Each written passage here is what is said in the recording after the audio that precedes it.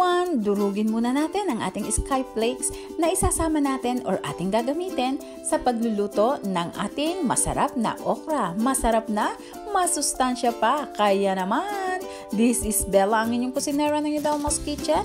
Kung bago ka sa channel na to, welcome na welcome ka. At kung dati ka naman, syempre, welcome back. Kaya naman, don't forget to subscribe, like and share, at pakihit mo na rin ang notification bell. Isama mo na yung all para lagi kang updated sa mga bagong upload. Kailangan din natin dito ng isang itlog. At syempre, para mas malasa, lalagyan din natin ng kaunting asin at paminta. At kung gaano karami ang asin at paminta na ilalagay, depende sa inyong panlasa.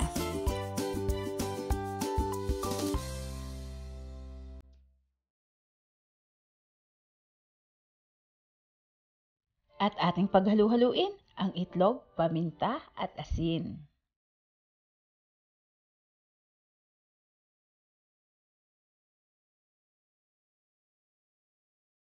So, ito na yung ating itlog. Nandito yung ating sky flakes na pinulbos. May kaunti tayong harina.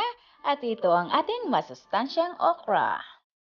Ngayon naman ay unahin nating ilagay itong ating okra dito sa ating harina. Atin munang i-coat ng harina ang okra, then ilagay sa itlog. Kailangan palibutan din ng itlog itong ating okra na ikinoat ng harina.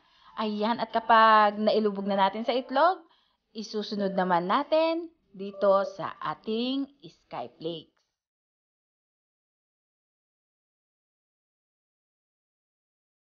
Ganyan lang kasimple at kadali ang proseso ng ating masarap na masustansya pang ulam. At ito nga ay ang okra. Ngayon naman ay maglagay tayo ng mantika sa isang kaserola or sa isang kawali. Painitin muna natin bago natin ilagay itong ating okra.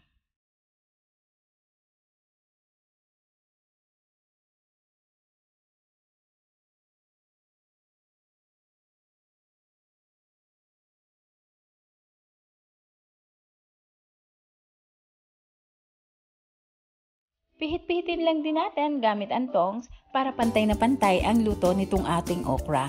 So, ang pagluluto nito ay aabutin lang ng mga hanggang 3 minuto dito sa ating kumukulong mantika. Kaya naman, kapag ganitong brown na siya, ready na yan. Kaya't ano pang hinihintay natin? Tanggalin na yan sa mantika at atin na siyang titikman.